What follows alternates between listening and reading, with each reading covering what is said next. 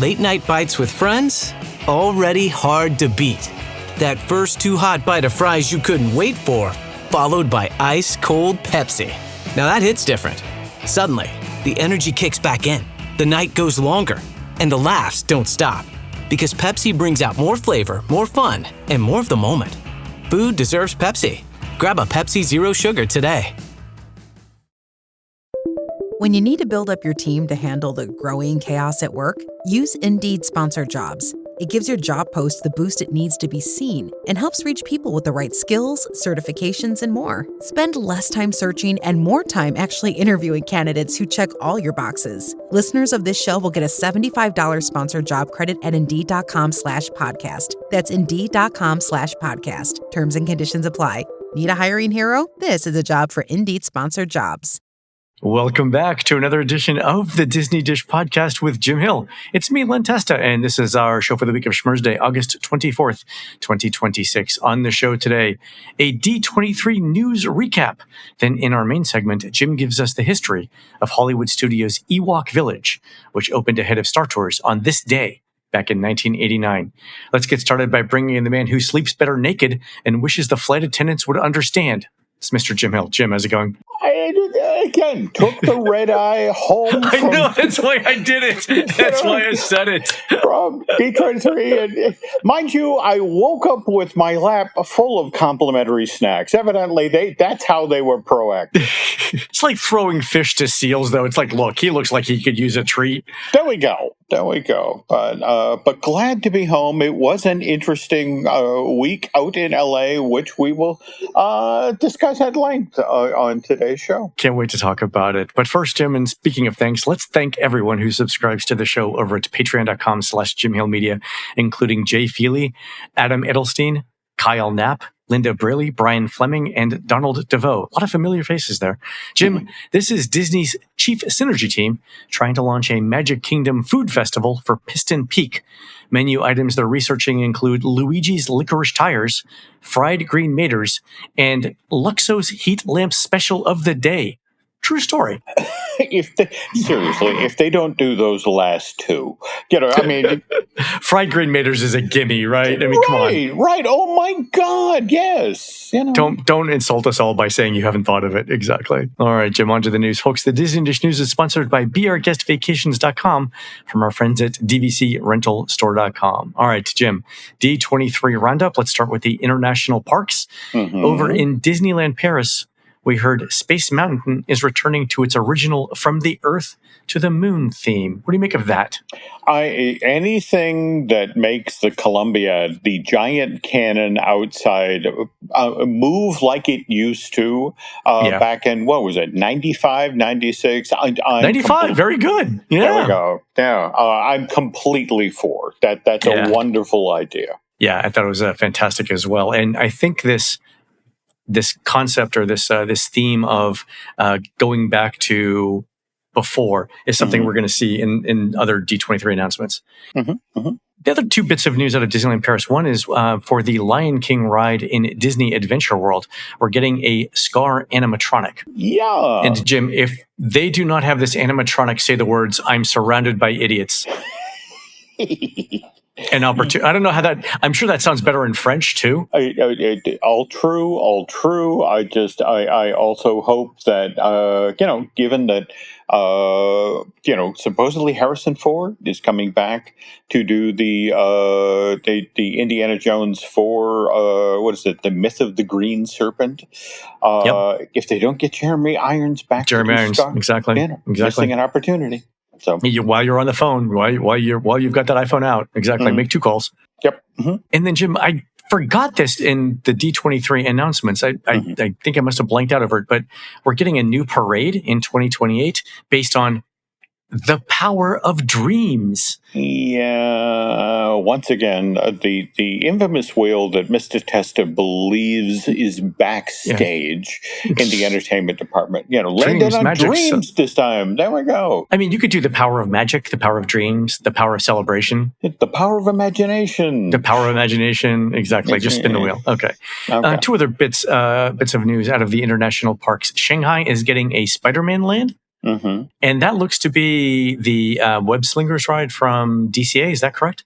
Well, no, they have a Spider-Man coaster. I mean, it will feature certain elements from the web slinger thing, but no, this is a coaster. And in fact, I think it was Mr. Schul who was sort of eyeballing this, and it's like, wow, that's a land. I mean, there's barely enough room there for the coaster once they're done. It's kind of interesting how. I think we talked about this on the last show because we saw the same sort of naming with the third quarter earnings call, how some things are experiences and some things are lands. And it's like, okay, which wheel are they spinning backstage now? Right. So I think if it's one attraction, it's an experience. If it's more than one, it's a land. Is that the rule? I guess. But the weird part of it is they described Monsters Inc. Land as an experience, which is like, huh? I don't know whether to call Merriam-Webster or Rand McNally for this. So who resolves these kinds of questions, Jim? I think it's a knockdown, drag-out fight, Len. It's like a bicameral decision being made here. All right. Mm-hmm. And then in Hong Kong, where I guess we're getting something like Avengers Campus. Wasn't a lot of detail there on rides, but from the text, it sounded like Avengers Campus. Am I off base there? Well, it's Avengers Campus, but with the idea that the central attraction there is a new take on Tower of Terror. Got it. And I just wish that, I mean, the current take on how Disney seems to be doing attractions featuring, set at the various Marvel properties is they want to cram a handful of Avengers into each attraction. So Doctor Strange, the Black Panther, Spider-Man. Whereas the early iteration of this, oh man, it was set in Osborne Tower, and the idea was that you were taking the elevator up to the laboratory, and the Green Goblin shows up, cuts the cable, and as you're plunging down to your death, Spider-Man slings a web and saves you at the last possible moment. And you're literally looking up the shaft at this poor teenager trying to hold this elevator car full of 20 some odd people. And I'm sorry, that seems like so much cleaner and more fun a story than the artwork that they showed us, which has this sort of kind of like what they're doing with Infinity Force. You're jumping through portals and experiencing all sorts of Marvel-themed lands, and it's like, come on, just tell one story. So you think that in the Tower of Terror shaft, bouncing up and or down is going to get you into a different portal where you experience something else? This is what they showed us with the concept art. In fact, I want to say in the art, they literally showed Doctor Strange lower down in the shaft, the Black Panther up higher in the shaft, and I think Spidey up to the top. So that's at least 3 Avengers right there. I mean, those are both really good ideas, but yeah, I like the Spider-Man. The original Spider-Man idea was great, but I think I like the other idea as well. So that's really interesting to see what they go with. Okay, fair. Yep. All right, Jim, over in Disneyland in California, we got an update on Avengers Campus. So we have Stark Flight Lab, which is that 2-person robot arm ride. Jim, do we have any other details about this? Is it robot arm on a track? It is. And in fact, that's what's kind of intriguing about it. You load in one area, you then move over and train in another, and then you return to the offload area. But it means that as you're standing there in line watching this happen, there's constant kinetics going on. And it's just adjacent to where one enters Avengers Infinity Defense. I mean, it's just off to the right as you walk into that enormous building back there. Is Stark Flight Lab an indoor or an outdoor attraction, or is it mixed? Well, it's undercover. Undercover. Thank you. Okay. But you can see, as you're out on the main campus, you can see it in the distance, look at what's happening and think, ooh, I want to get online for that, or I just had lunch at Pim's Kitchen. Maybe I'll take a pass You know on what? that. I need a couple of hours to digest. Exactly. There we go. Your fellow guests appreciate you. And then as we were walking through DCA with our friend Jim Scholl, one of the things we passed by was the construction for Avengers Infinity Defense. And Jim, even though that was behind blue walls, my first impression of that was that thing is huge. Oh, and we then got that confirmed once we went into the Horizons Pavilion on the show floor at the D23 Expo and saw, again, right behind where that Quinjet is parked is, this giant show building. And by the way, folks, if you want to get a taste of what this ride is going to be like, in fact, the show just dropped on Disney Plus. It's Leslie Iwerk's latest documentary for the company, World Builders. And the sequence you want to watch is the one that features Kevin Feige, who, first of all, Len, walks the construction site. So you do, in fact, get a sense of how truly big these buildings are.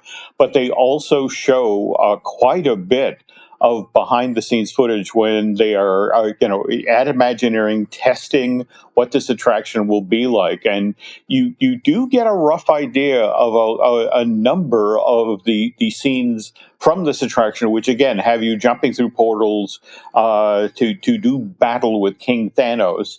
And seeing many of the worlds you visit, and definitely worth checking out. Well, the whole documentary is worth checking out.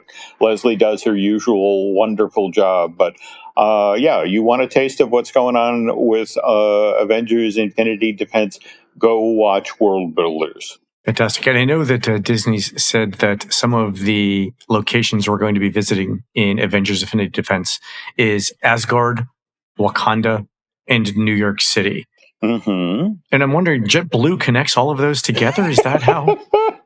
Interesting. Yeah. And one little tease, evidently, when you go to New York, something, again, in the theme park version, something horrible goes horribly wrong, and you're shrunk down to ant size. So you literally, your ride vehicle goes by a giant versions of Mjolnir, Thor's hammer, and what is it? That Sam Wilson, the current Captain America, is kind of looking down at you like, sorry, kid. Well, that's going to be great. But check it out. Fantastic. And then over at Disney California Adventure, we got an update on the Coco ride.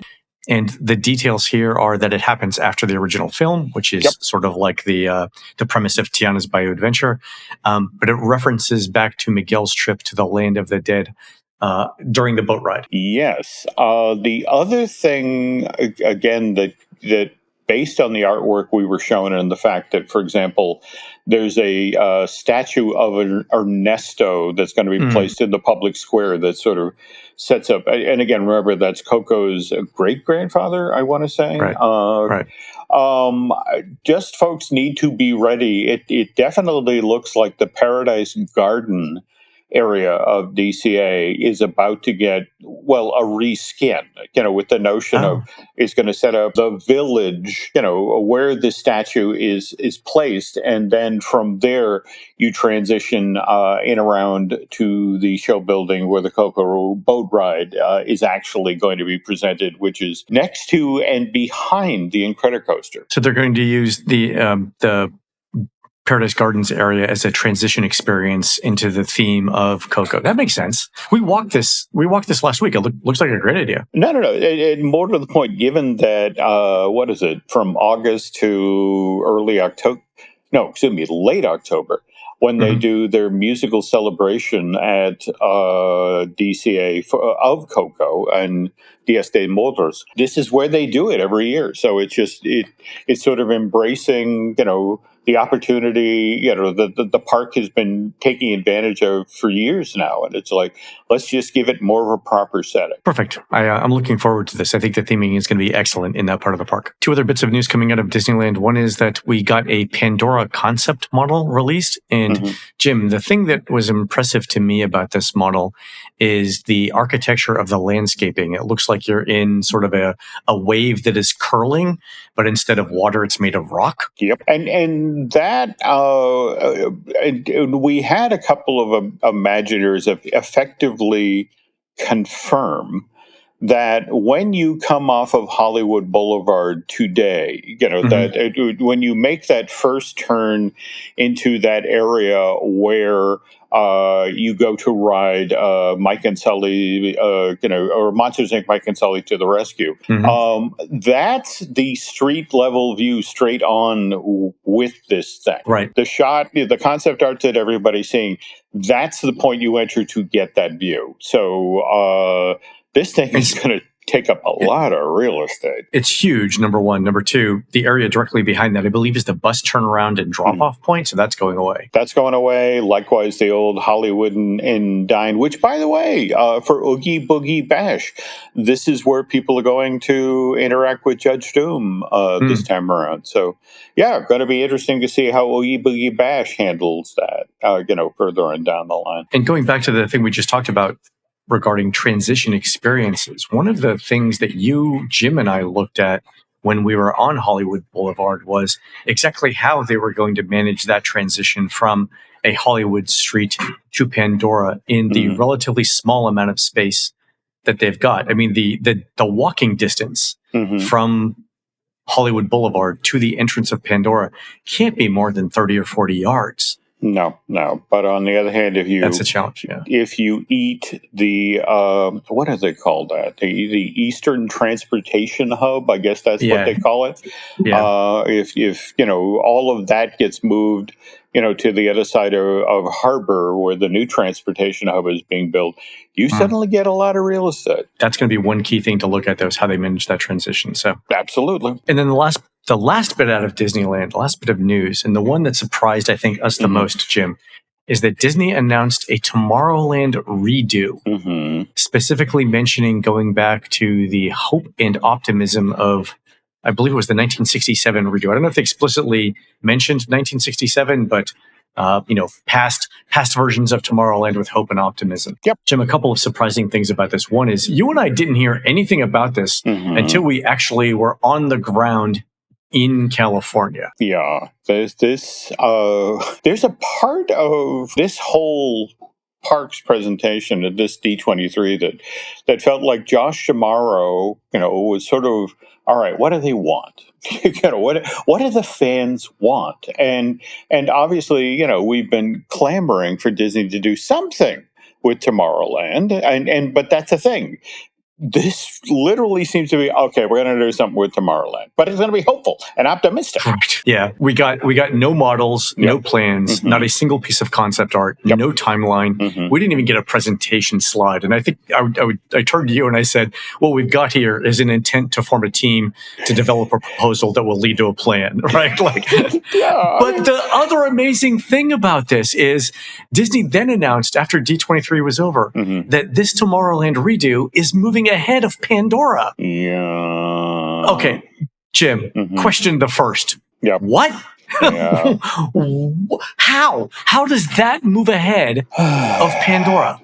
Okay. What we have heard is that if you look at what's been going on at Florida's version of Tomorrowland, I mean, take, for example, the redo of Buzz Lightyear Space Ranger Spin that we just got. Yeah. The Carousel of Progress going down for a redo. Another project that hasn't been announced yet that we can't talk about yet, right? Right. Okay, there we go. This is the redo of Tomorrowland on an installment plan? Not a question of shutting down this side of the park and redoing it. And remember, that's what Disney did in 1966 for the redo for 67, the hopeful, optimistic thing. That's also what they did in 97 before the new Tomorrowland debuted at Disneyland. So look, if I'm a betting man, that's what they're going to do in Anaheim as well. We'll see, over 4 and 5 years, one at a time, various different attractions. Some of those buildings have been standing empty for a while. Go down and get new things in them, and over several years, we get a gleaming, hopeful Tomorrowland.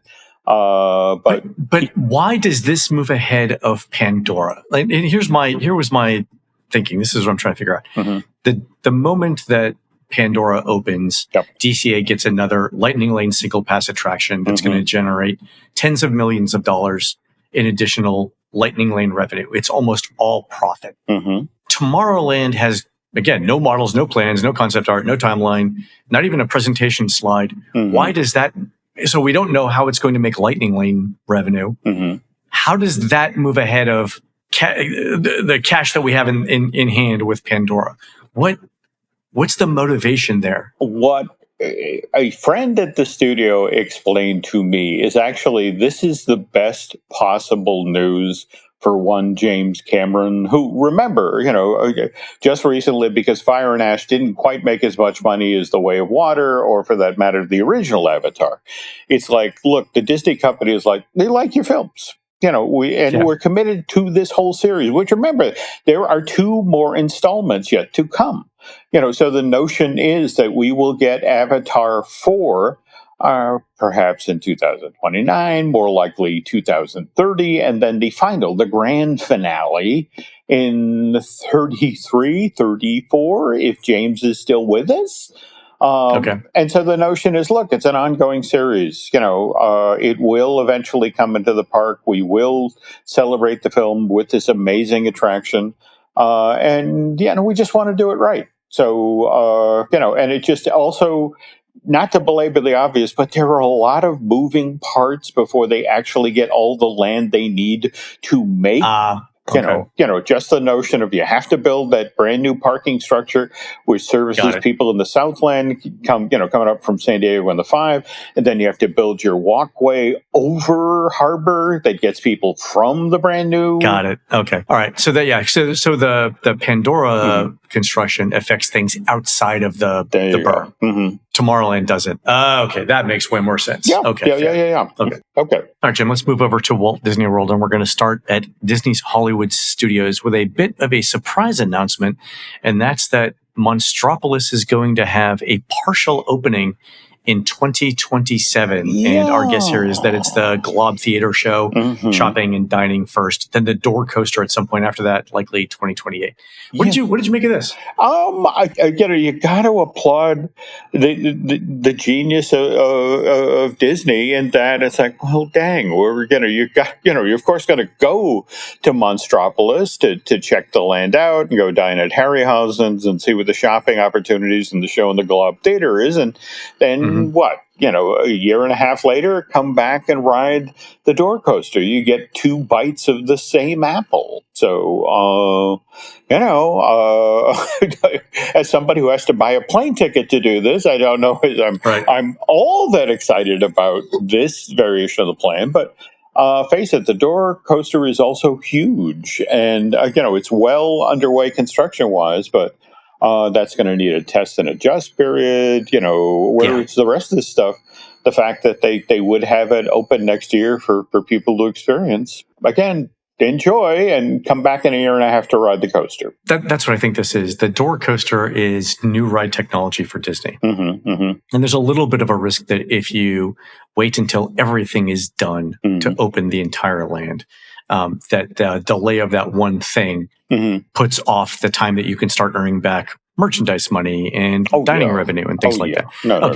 So it makes sense from a revenue perspective. I think this is also, Jim, a way for Disney to say, look, we've got more than Tropical America's opening in 2027. Yeah. Here's another reason to come down. So they're sort of front loading the reasons why you want to visit Walt Disney World in 2027. Yeah, and remember, especially with a destination resort, it is always about that intent to visit, giving people reasons to buy plane tickets and vacation packages and so on. Exactly. So it's giving people who love the original Monsters franchise, which is now 25 years old, people who, and we'll talk about Tropical Americas next, but people who like adventure rides like Indiana Jones and people who like the Encanto.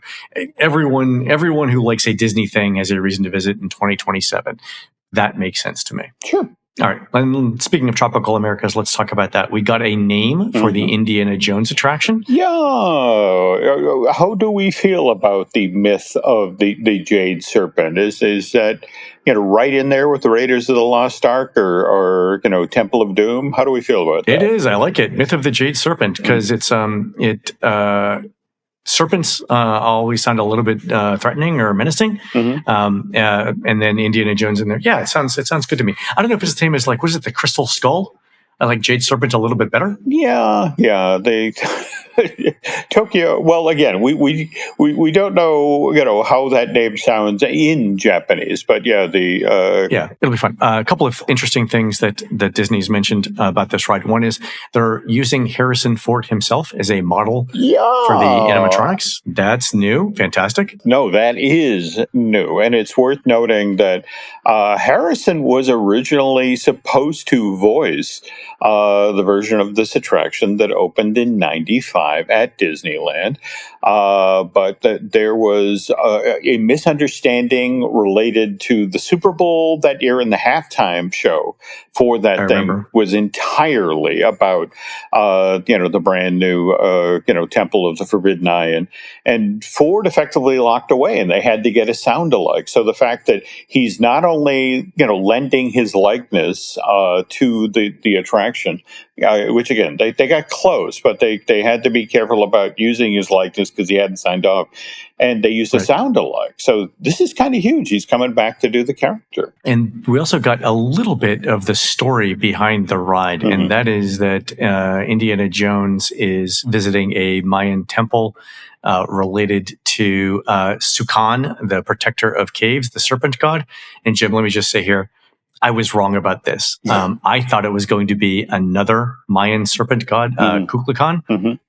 And you just know I'm going to get bullied at the next Mayan archaeology conference because those guys are they're all just, you know how they are, Jim. They'll push you around the playground. They'll take your lunch. Oh my God. Lunch money. I know. I apologize to all of our listeners for getting the wrong Mayan serpent god for the attraction. That's on me, and I will do better. But actually, it looks fantastic. Totally. Yeah, Sukan is the protector of caves, and we had said that clearly the story element is that you enter the temple and you go to the underworld via caves. So that's looks really exciting. Also, the size of I guess this is an animatronic or it's a set piece for the head of the Jade Serpent itself. Jim, that's like 3 or 4 people tall, isn't it? Oh no, the scale. We're talking Macy's Thanksgiving Day float. Sized head here. Yeah, if you're wondering what you're going to encounter in the centermost room, holy cow, this thing is huge. This thing is huge. Yeah. And then moving over to the other side of Tropical Americas, we've got a name now for the Encanto ride, and that is Antonio's Fiesta de Encanto. And Disney showed off both the ride vehicles and some animals that we're going to see in the attraction. And I thought the ride vehicles were classic Disney design. One of them looked like a couch with extra seats in the back. Another one looked like a piano with seating, which is just, it was whimsical. It was fun. It's colorful. Oh, yeah. What did you make of it? Well, no. Remember, the whole conceit of Encanto is you live in a magical casita that form things around you. And so the fact that it made these ride vehicles for you to experience the ride, that's that's totally on brand. That's so part of the world. And the sample vehicles that they had there just look great. And then in terms of the animals that we saw a donkey, we saw a capybara, we saw a toucan, all of them colorful, all of them larger than life. They all looked fantastic. Mm-hmm. By the way, folks, on last week's show, Len shared a patent, which, again, the concept art literally looked like it had been taken out of Encanto. And I was went, no, Len, they that's too on the nose. That they won't, right. You won't actually bring that into the attraction.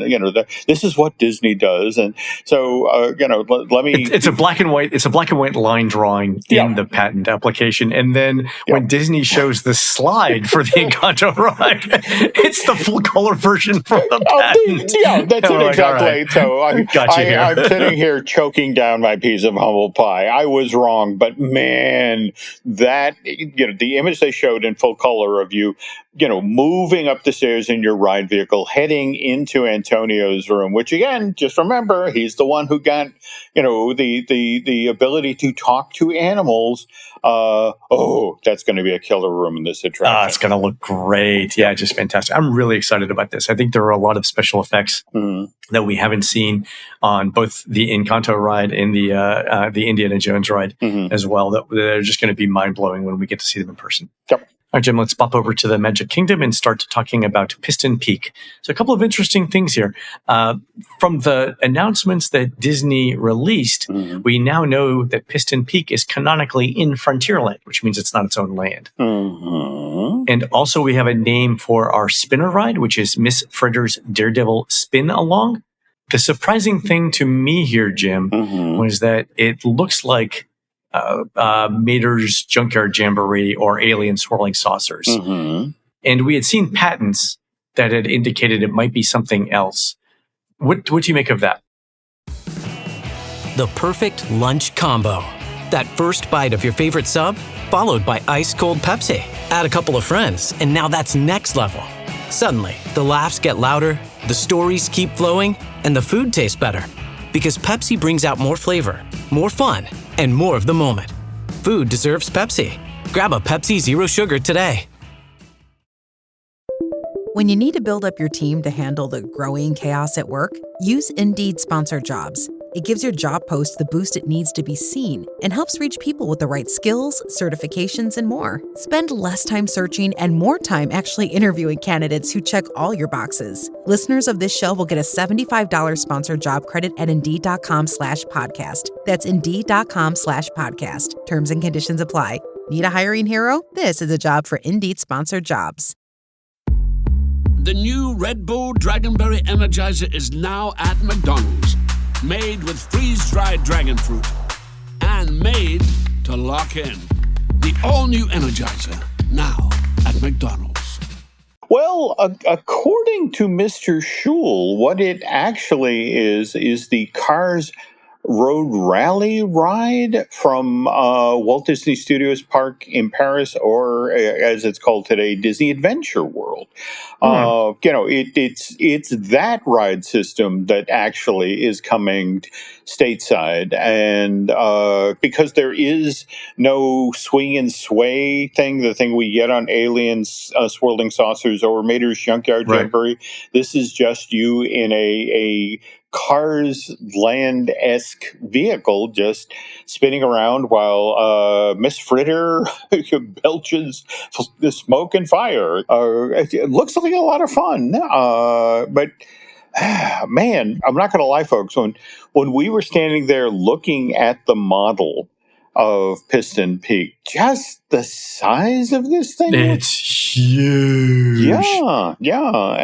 And well, let's talk about the marquee attraction, the Cars Ridge Run Rally, the main attraction in it. And this was the focus of the model. And I would say of all of the things in Imagineering's booth during D23, I think the Piston Peak model got by far the most attention. And the size of the model is huge. It had to be what, 12, 13 feet on either side? Oh, easy. You couldn't see the other side of it that would as far away as it was. You had to walk around to it. The first thing that jumped out to me is the mountain that is Piston Peak. is almost as tall as the tallest spire of rock in Big Thunder. And that is a tremendous amount of dirt to move. Like, we haven't started to see that yet. No, we have not. Also worth noting, face it, we've been dealing with dead ends in this side of the park forever. I mean, if you march over to Big Thunder, it's like great attraction, but your experience ends there. Or if you march over to the Haunted Mansion, you get as far as the Hill of Graveyard, but it ends there. But this now, the circular path that goes all the way around Cars Land, that this is no longer a dead end. And what was interesting is that there were two roads coming off of this that it was inferred would lead to Villains Land. And what's fascinating is the actual entrance to Piston Peak National Park.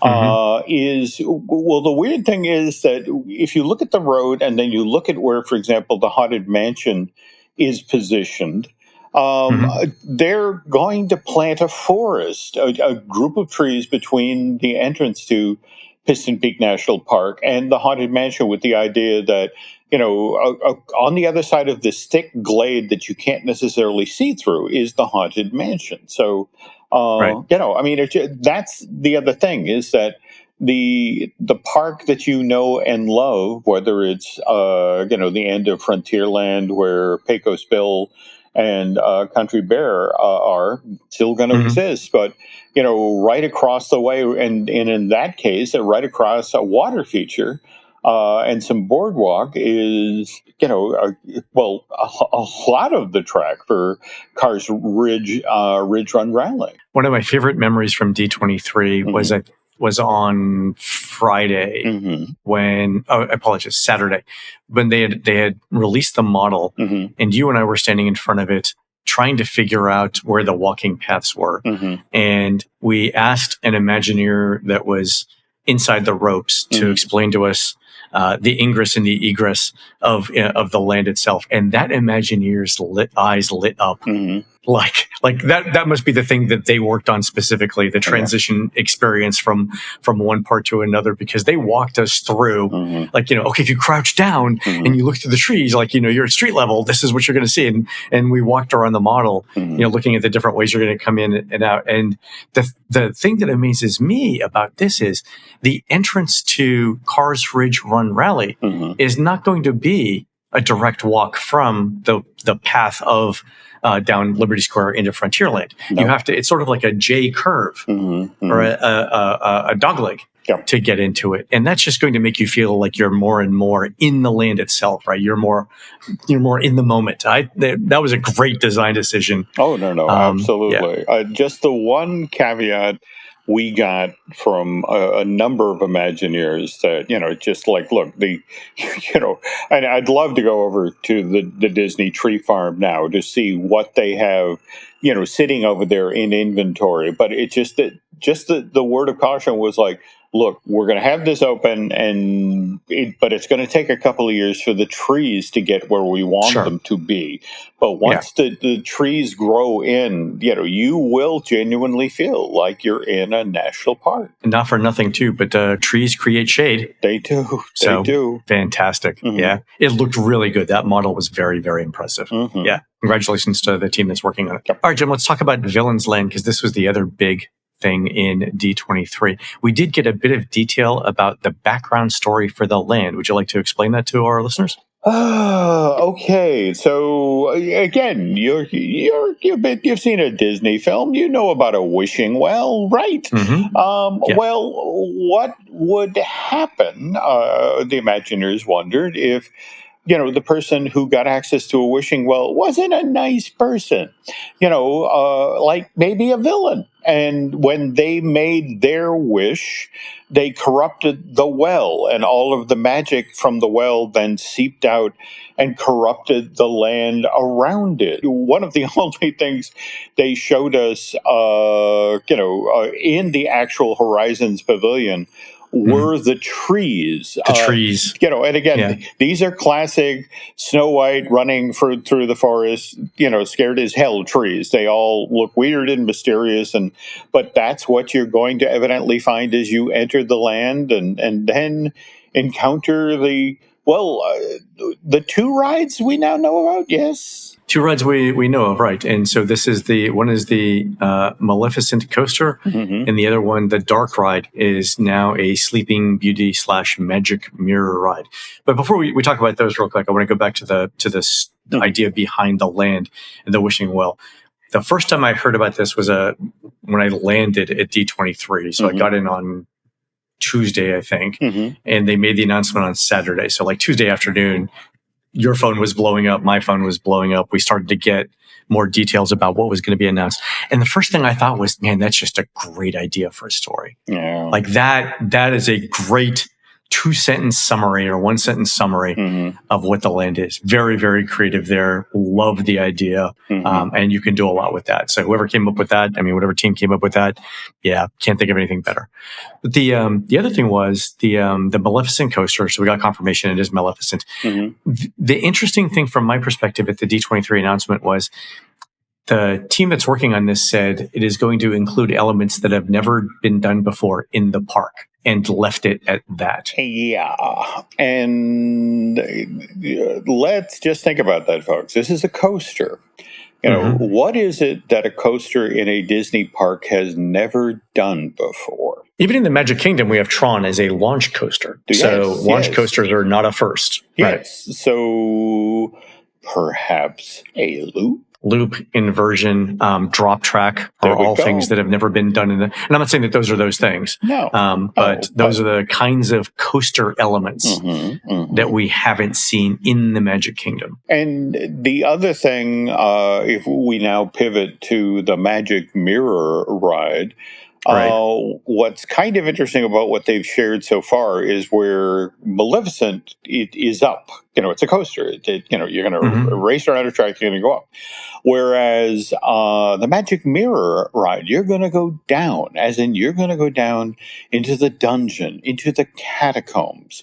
And the Magic Mirror is going to, and evidently, in much the same way that we saw the old crone after the evil queen had transformed, how she took her boat through a waterway out of the castle, that evidently this is a boat ride that will take you through portals where you will meet a variety of Disney villains. And let's just leave it at that. So real quick, did they actually confirm it is a boat ride with water? I don't know.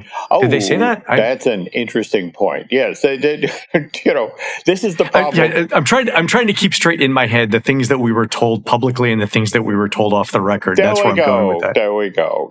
All right, we were told we'll be traveling in a boat, folks. In a boat. They'll have to get back to us as to whether or not the boat is actually on water. But the Magic Mirror conceit is good, and we had said prior to D23 that we thought that the story that's being used over at Villains Unfairly Ever After Hollywood Studios was some sort of test for Villains Land. That is correct. Yeah, fair. But I like them. I like them both. And for the life of me, I know there's one thing in the Magic Mirror ride that you and I talked about, and I can't remember if Disney talked about it publicly. So we're not going to talk about it in this, but we'll confirm it.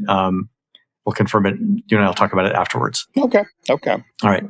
Another bit of news that we got from a project that we already know is on the Carousel of Progress update that Disney announced earlier this summer. And the announcement that we got was that the voices in the Carousel of Progress will include those of Jamie Lee Curtis and Bryan Cranston. And this was actually one of the best received announcements in all of D23. Yeah. No, I say this. I love Bryan Cranston. I really, really do. But again, I just want somebody at Disney to confirm to me that this is Bryan Cranston channeling the dad from Malcolm in the Middle not the science teacher from Breaking Bad. Because that could be. Thing. I've never seen Malcolm in the Middle. I've only seen Breaking Bad. Yep. And so in my head, I was like, well, that's an unusual choice. Dad is, I am the one who knocks. So I'm gonna have to really condition myself on this one. But Jamie Lee Curtis, love her, right? No. That's gonna be great. It's a great choice, especially with Mom supposedly stepping into the spotlight on this version of Carousel. So can't wait to see what they do here. Excited for it. And they showed some costumes for it. They showed some concept art from the old versions of the show. Mm-hmm. And again, going back to this, to the Tomorrowland redo in Disneyland, they're really leaning into Tomorrowland should be full of hope and optimism. Mm-hmm, mm-hmm. And Mid-Century Modern is a uniquely American architecture type. It expresses hope and optimism. So I really like that a lot. Same thing here. There were two other announcements that were made at D23 that we were not expecting, and though we only heard about, Jim, a couple of days before the official announcement. The first one was that Disney is doing something in EPCOT with Figment and Dreamfinder. And I'm going to quote the exact words here so we don't get ahead of ourselves. Mm-hmm. The quote is this. The exact words were, "We're taking a new flight of fancy into imagination at EPCOT with Dreamfinder and Figment." Mm-hmm. And that could mean anything from a character greeting to a movie to a new ride. We don't know yet. We don't. Right. We don't. We didn't see models. We didn't see ride systems. We didn't see concept art. There weren't any slides. There was no storyline. Nothing. And so, Jim, my first question, I'm happy for it, right? I'm super happy to get something done with Figment, even if we don't know what it is. The fact that they're thinking about anything is progress. Why this, Jim, and why now? Okay.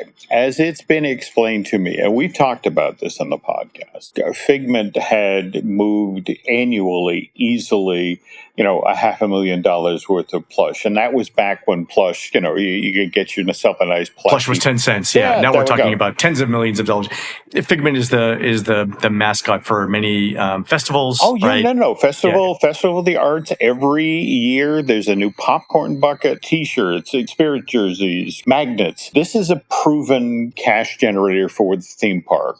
And more to the point, whenever there is something with Figment on it, people come through the turnstile. So the notion is, let's double up. Let's bring back Dreamfinder. Let's give the fans what they want. And again, that's getting back to that whole Josh Tomorrow giving the fans what they want thing, which this is on the list of what we've been complaining about forever. Yeah. As far back as when the first iteration of the Journey into Imagine redo was done, where Figment and Dreamfinder were cut. He only cameoed in the attraction. Right. It does kind of make sense if they were going to redo the attraction. Again, we don't know if they are. Mm-hmm. It is the lowest rated attraction at EPCOT.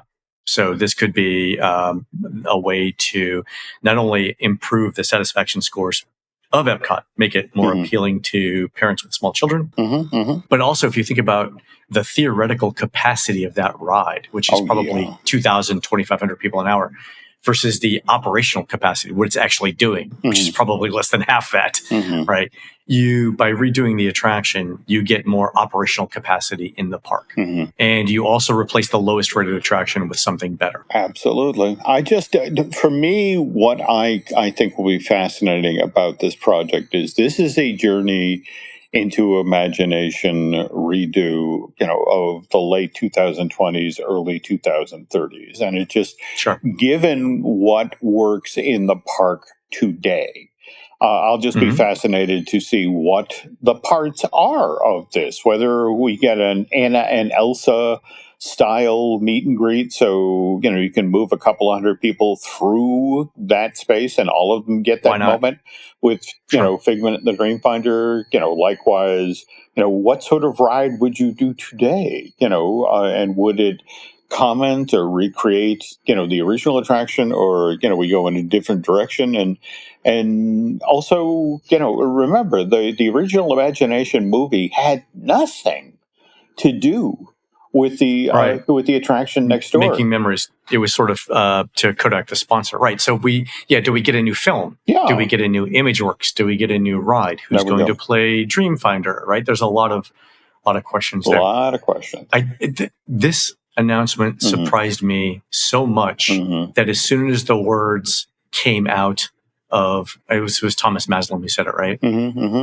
The words came out, and my first question was, why? I love Figment, don't get me wrong. I think the first Journey into Imagination is a classic Disney attraction. If they just rebuilt that, I would be happy, right? But we've been so conditioned for the last 20 years to think of the shareholder reason behind these decisions. That when it seems like the guests are coming first, my first reaction was, I don't understand. Yeah. And to circle back to what you've said on previous, Disney dishes, the notion of what has been driving the construction of new rides at the parks lately has been Lightning Lane. And it's like Lightning Lane. And this is, it might be a Lightning Lane multi-pass attraction when it's done. It's never going to be single pass, and people aren't going to buy Lightning Lane just because of Imagination, but they can add it, and you get that. But yeah, this. I was so surprised by this, and I was talking to Chrissy, my sister, earlier in the week, and I said, and she had asked me if they were going to announce an Imagination redo, and I said no, because I couldn't think of a reason why shareholders would benefit from it. And I said that if the Figment redo was announced, I would walk down the middle of Main Street, USA, wearing a suit covered with images of Josh Tomorrow. And Jim, that's going to happen at 2 p.m. on Saturday, November 7th, 2026. Chrissy has already ordered the suit. So yeah, not kidding. I've got to make sure that there's no parade scheduled for 2 p.m. But yeah, 2 p.m. Saturday, November 7th, 2026. Wow. Let me just say this. In the car today, when Nancy and I were coming back from the Y, she just taught a water aerobics class. I was discussing with her because there's going to be a pop-up store that opens at Disney Springs in October to help support that, filmed at Disney World Hallmark movie. We're trying to, create a reason that, is that really enough of a reason to go down to Florida? And now November 7th, Jim. November 7th, now we go. Got to be there. Also, related to this announcement, we have to thank your co-host on the other podcast, and that is Drew Taylor, because just as you once saved the Muppets, there's a story on how Drew once saved Figment. Yes. And we'll leave it at that for another time. No, we will. All right, Jim, last piece of news coming out of Walt Disney World that really surprised me. Thomas Maslam announcing they're going to fix the Yeti. Yeah. And, okay, up to this point in D23, I was surprised and satisfied with what we had heard. This one rubbed me the wrong way. Not that I'm happy the Yeti's getting fixed. Yep. My point was, and I think I told you this. I think I screamed this out. Maintenance projects aren't D23 announcements. And it should not have been announced at D23. It's like if your favorite NFL team's owner said, we're really going to try to win the Super Bowl this year. Like, was that not the plan all along? Like, did Thomas Maslam have to burn a lot of political capital to convince people to be aligned with this? Like, were there other people on the other side of that debate that had to be convinced? Like, what was the plan if not fix the Yeti? Like, I'm glad they're doing it, and I know it's a complicated project, and it's going to be a better attraction because of it. It's a maintenance effort. It's not D23. Right? Also, we don't know yet what, quote, fix the Yeti means. We're all assuming it's going to move again, but there's no basis for that assumption. And more to the point, while at this D23, I picked up an advanced copy of Floating Mountains, The Art of Imagining. You love this book. I love this book. One of the reasons I love this book is Joe Rohde so often speaks the truth. There are people at Disney day drinking now, knowing about this book coming out. And one of the things he talks about is how ridiculously complicated Expedition Everest is. I mean, that whole notion of there's, how the roller coaster track is completely separate from the actual mountain, and in turn, the mechanism for the Yeti is completely separate from those two elements as well. This is not an easy repair. Also, didn't Joe say that the Yeti's on like a 40-foot scaffold platform? It's not on the ground where you're just like, oh, I'll just slide under this thing and get this thing fit. You're up 40 feet. The fact that they've announced this, is huge, and it's going to be a big project. So, but realistically, nothing happens till, I would say, till Indy opens. Oh, yeah. There's no way they bring down Everest before Tropical Americas is open, because as it is right now, we've got Navi River Journey, Flight of Passage, Kali River Rapids, Expedition Everest, and Safaris is the 5 rides. But during the colder months, Kali goes down for its annual maintenance. We're down to 4. They are not going to bring Expedition Everest down with Kali down in the beginning of 2027, because then you'd be down to 3 rides. By the way, related to this, did you see that Frommer's, not last week, but the week before, came out and said for its Disney World guidebook that Animal Kingdom isn't worth the price of admission until Tropical Americas opens? And I love Jason Cochran, don't get me wrong. I respect him as a writer. I think he's fantastic. My response to Jason was, I hope you enjoyed being on Disney's media list, because that's how I got kicked off. Yeah.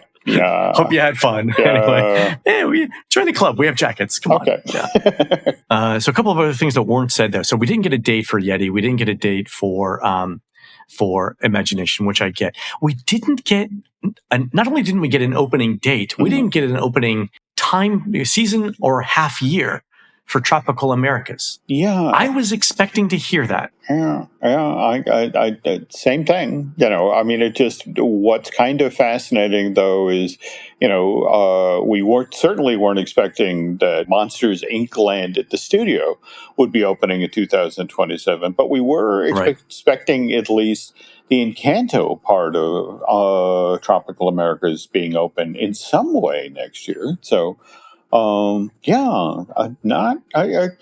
wonder what's going on there. I don't know. I think we can assume now that it's not opening in January, February, or March, because it would have gotten that date. All true. Fair. Okay, cool. All right, last little bit of Walt Disney World news, then we're going to get on to our main segment.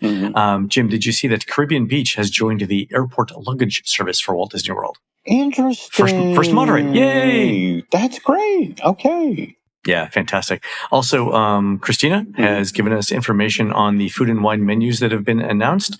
We've got the festival running from August 27th to November 21st, 40 unique food locations, 100 food items, and that doesn't include things like shakes. This is just food. If you wanted to buy one of everything, it's $659.97 plus tax. A couple of other things. There 6 booths are going to have delayed openings. The Wedge at Community Hall is opening September 18th to November 8th. Festival Favorites, which is outside at Community Hall, opens September 8th.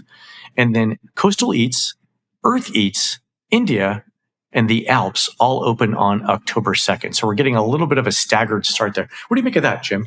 Well, remember, one of the whole points of the redo of Future World and breaking into World Nature, World Celebration, World whatever the hell it is, was to bring these festival kitchens into that space. And have they actually been set up already? I thought they were designating where these were supposed to go. So I wonder if that's, because this one's the Wedge at Communicore Hall, and likewise Festival Favorites outside of Communicore Hall. The fact that one's opening September 18th and the other's opening on September 8th, where the festival itself is opening next week on the 27th. That's interesting. And speaking of which, we're bringing Chrissy on the show, right? I mean, we're bringing Chrissy on the show to talk about it. Yes, I live for those shows. I love hearing her talk about this festival. They're fantastic. I do note, and this is my theory here, is that the festival opens in August, then you've got more booths opening in September, and then you've got other booths opening in October. That's reasons for locals to come back 3 times to the park. Oh, Clark. All right. Now, light shines over Marblehead here. Okay, that makes sense. Okay. And then the last thing that Chrissy pointed out was that these are cashless booths. If you're going to buy a Disney gift card, the minimum load on that card is $15. You can add it to your MD account under My Disney Wallet as soon as you make your purchase. So last little thing there. They are ingenious and insidious, all at the same time. I mean, contactless payments are safer for everyone than cash. I found that out at the D23 Expo. Wow. I would pull paper out of my wallet and, the people would literally turn their head like they were a dog. Fantastic. All right. The perfect lunch combo.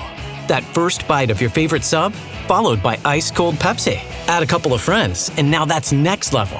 Suddenly, the laughs get louder, the stories keep flowing, and the food tastes better. Because Pepsi brings out more flavor, more fun, and more of the moment. Food deserves Pepsi. Grab a Pepsi Zero Sugar today. When you need to build up your team to handle the growing chaos at work, use Indeed Sponsored Jobs. It gives your job post the boost it needs to be seen and helps reach people with the right skills, certifications, and more. Spend less time searching and more time actually interviewing candidates who check all your boxes. Listeners of this show will get a $75 sponsored job credit at Indeed.com/podcast. That's Indeed.com/podcast. Terms and conditions apply. Need a hiring hero? This is a job for Indeed Sponsored Jobs. Jim, that was our D23 wrap-up. Let's move on now to our main segment, which is the anniversary of the opening of Ewok Village in Echo Lake in Disney's Hollywood Studios. And I did not realize until you proposed this show that the ride and the village did not open at the same time. Yeah, well, I mean, worth noting here, folks, that again, 47 years ago today, August 24th, 1989, the Ewok Village opens at MGM, and the ride wouldn't open till 4 months later on December 15th, 89. And not to put too fine a point on it, that's when it opened to guests. The formal dedication didn't happen till a month after that. And that was when January 13th, 1990, George Lucas, Mark Hamill, Carrie Fisher joined Michael Eisner at the formal ribbon cutting. But 5 months prior to that, if you walked up to the entrance of Florida's version of Star Tours, well, first you looked up at a full-sized version of an Imperial Walker, an all-terrain armored transport, a.k.a. the AT-AT.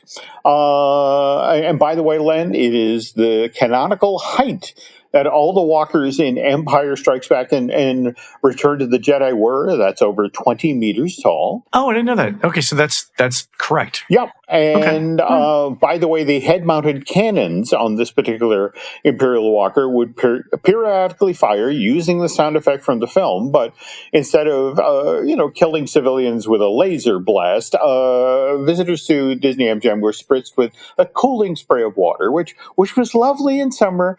Not so much during the Central Florida winter. Wait, how did this work? This was like an actual, like a dollop of water coming out like a squirt gun? I love this idea. Why aren't we doing this? Well, again, it happened once too often during, a cool spring day or a cool fall day.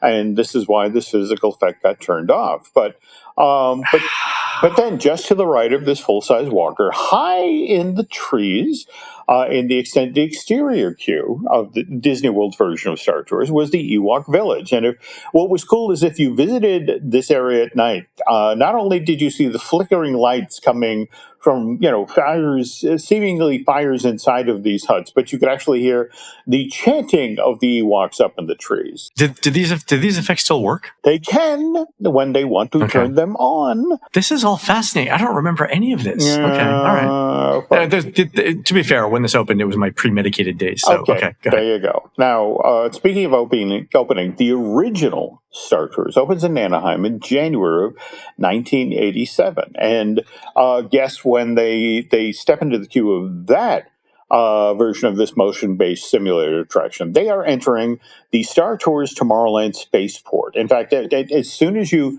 physically enter the building, you're in the maintenance bay where the Star Speeders 3000, these are the vehicles you take to Endor, Hoth, and Tatooine, are being fixed. Whereas the version of Star Tours down in Florida, because this attraction was located inside of Disney-MGM Studios, which was supposed to, again, show guests how their favorite films and TV shows were made. Well, the queue space for Florida's Star Tours is kind of schizophrenic in that early part of the queue is supposed to make guests think that, okay, I'm walking onto the set of Star Tours Episode 6, Return of the Jedi. I mean, you're walking past, lights and right. Klieg lights and closed-up cables and director's chairs. It's only... I remember this. Yeah. I remember this. Okay. It's only when you get deeper into the Florida version. Sector 2, that's where all the G2, the Goose droids are toiling away.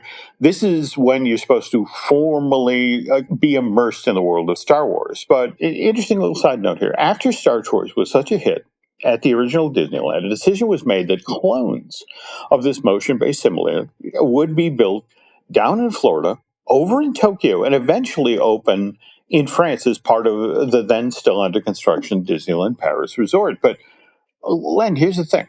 All 3 of the Star Tours clones were supposed to have been built inside of Tomorrowland or that theme park's Tomorrowland equivalent. I mean, to be specific, inside of Discoveryland at Disneyland Paris, inside of Tomorrowland at Tokyo Disneyland, and then finally inside of Tomorrowland at the Magic Kingdom down at Disney World in Florida. And Len, this was the plan for much of 87 and a good chunk of 88. It was only at this point where Michael Eisner then raises his hand and says, look, Disney-MGM doesn't have nearly enough rides. We're moving this attraction over to that theme park. And the Imagineers were like, okay, boss, but how exactly is that supposed to work? Because Disney-MGM doesn't have a section, an area that celebrates science fiction. And I was just like, no worries. We'll just build Florida's version of Star Tours down the street from the Indiana Jones Epic Stunt Spectacular, and this side of the theme park will then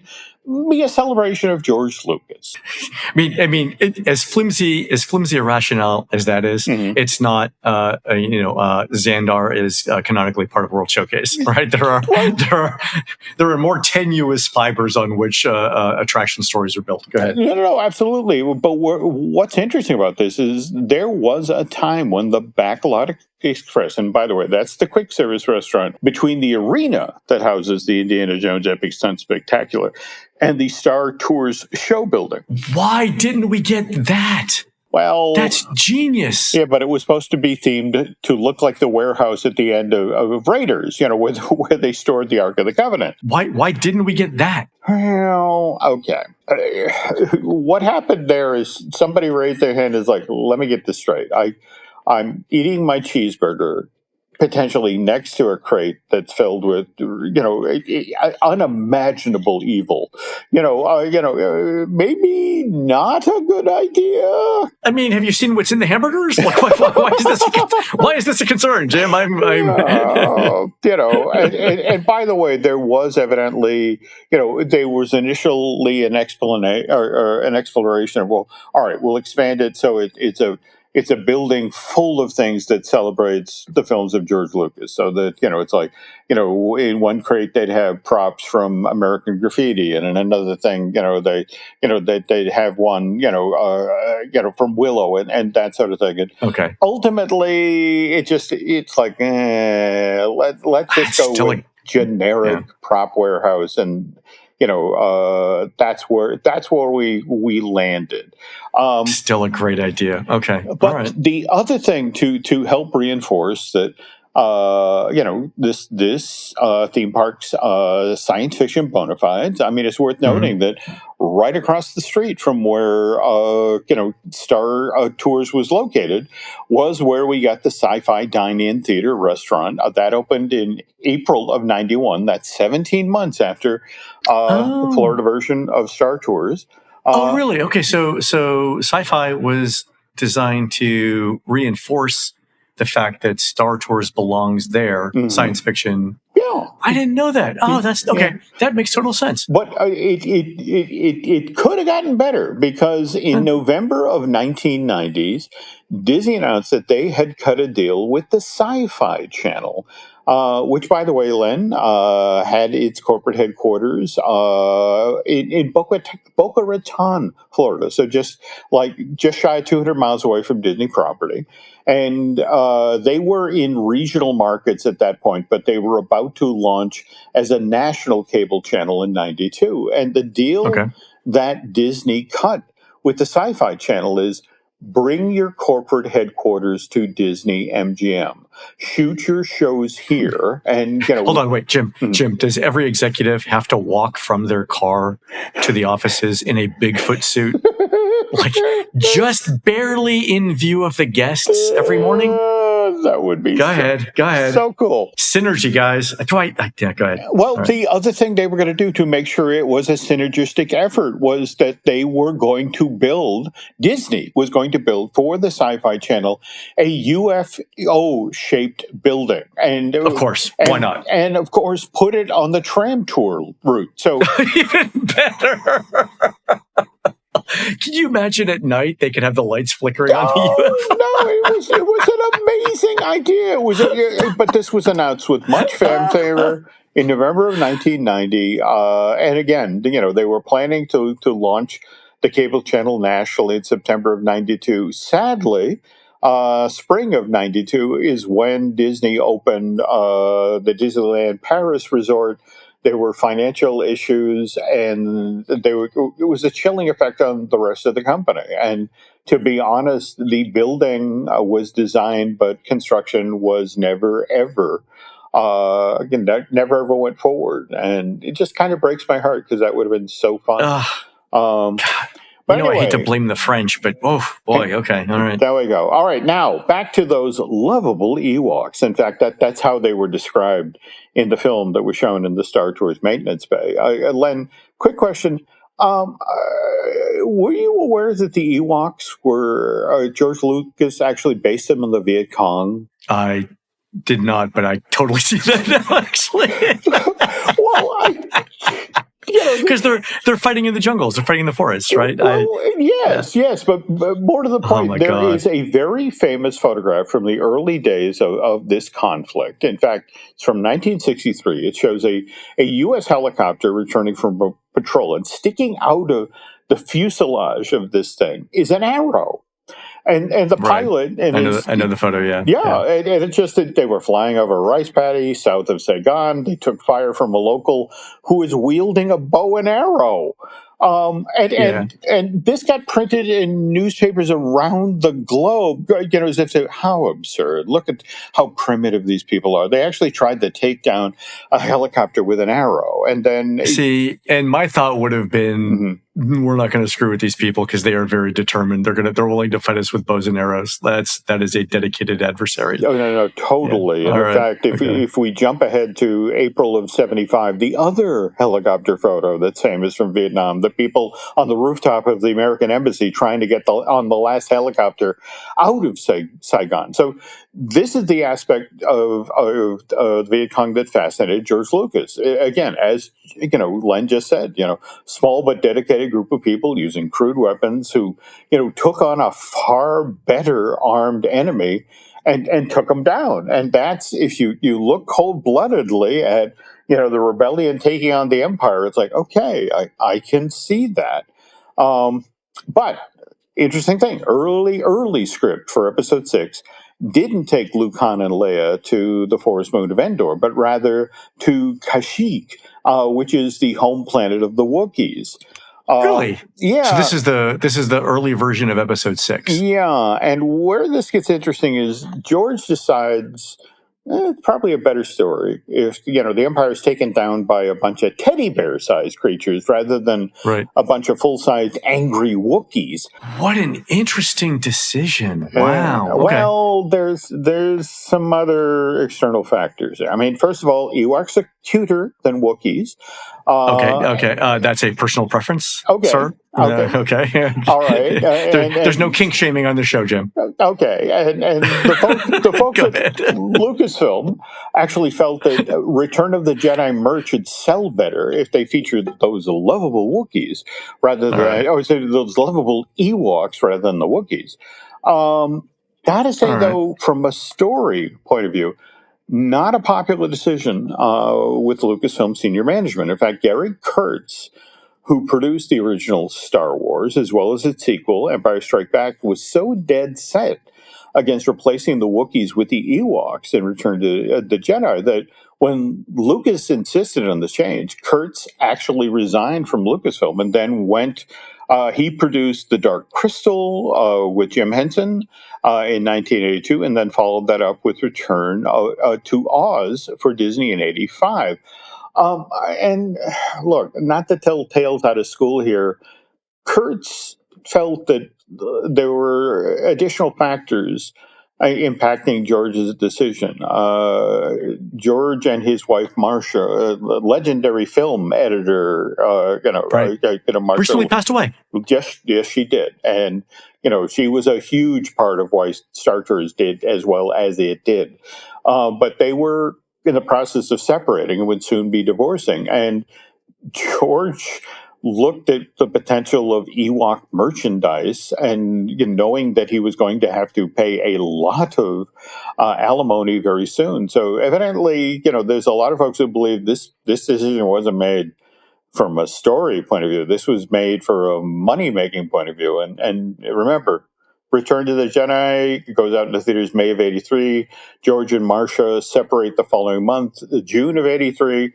And then in very short order, again, not to belabor the point here, we got the Ewok TV movie on ABC in November of 84. We got the Ewok animated series on Saturday morning, again on ABC in September of 85. And then we got a sequel to the Ewok TV movie, The Battle of Endor, in November of 85. And on the other hand, Disney was like, we have absolutely no trouble with Ewoks, because, remember, when the post-show store opened for Florida's version of Star Tours, it was originally called Endor Vendors. And it stayed there with that name for more than 2 decades, only becoming Tatooine Traders in 2011. And that was that was when the 3D version of the simulator attraction, Star Tours The Adventures Continue, opened both here at Disney Hollywood Studios as well as Disneyland out in Anaheim. And by the way, just as we close this week's story out, folks tend to forget these days that Florida version of Star Tours was actually the second motion-based simulator attraction to open at that resort. Body Wars opened at EPCOT 2 months before Disney-MGM Star Tours did. In fact, that one opened October 9th, 1989, where again, it first, Florida Star Tours first opened to guests in December 15th of that year, 89, and then had its grand opening ribbon cutting January 13th of 1990. And if things had gone another way, Disney-MGM would have been home to a second motion-based simulator ride, Toontown Transit. That was supposed to be the marquee attraction of Maroon Studios, and taking us to the world of Roger Rabbit. That was going to happen in phase 2 of the Sunset Boulevard expansion at that theme park. But that's a story we can tell on another edition of Disney Dish at some point in the future. I love the idea that within Disney-MGM Studios, there would have been a fake Maroon Studios. Mm-hmm. We could have had Muppet Studios, right? So it could have been, the studio park could have been a collection of smaller studios. That's very funny. Yeah. And, again, after we wrapped the D23 Expo, Angelina actually drove into LA and did the Paramount tour because I have a fear that the Ellisons are going to sell the thing off and turn it into condos. But what's interesting is that Paramount literally bumped up against the old RKO, which for a time was Desi Lou Studios, where the Lucy show used to be shot. And so, that sometimes these studios are a collection of multiple studios that, they just bought up the real estate and made one big studio. It would have been a great idea too, but I'm happy with the studios we got. Me as well. That was a great story, Jim. I didn't know a lot of those things, so I've learned a lot. Yeah. We've learned a lot of ourselves, each other. There we go. Ewoks. There we go. And Wookiees. Okay. And Wookiees, exactly. All right, folks, that's going to do it for the show today. You can help support our show by subscribing over at patreon.com/JimHillMedia, where our latest exclusive show is a look at It's a Small World around the world. And there's a link in the show notes. Friend of the show, Jim Schull, is back from this year's D23. And over on Disney Journey, he shares a video of his best moments at the expo. An expo filled with news of a working Yeti, Avatar on pause at DCA, a new Tomorrowland for Disneyland 75th, and even a pavilion dedicated to Heinz ketchup. I swear I am not making that up. It was great. Proof that life is indeed good. And there's a link in the show notes for that. On next week's show, Jim continues the history of Disney's family suites. You can find more of Jim at jimhillmedia.com and more of me, Len, at touringplans.com. Also check out The Case 4 with Chris Cox, a podcast where Chris, Jim, and I debate one theme park topic at a time, and you get to vote on who's right.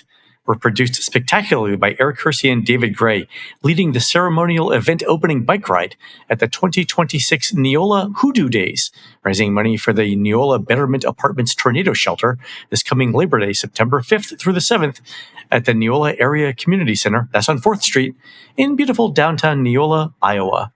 While Eric and David are doing that, please go onto iTunes and rate our show and tell us what you'd like to hear next. For Jim, this is Len. We will see you on the next show.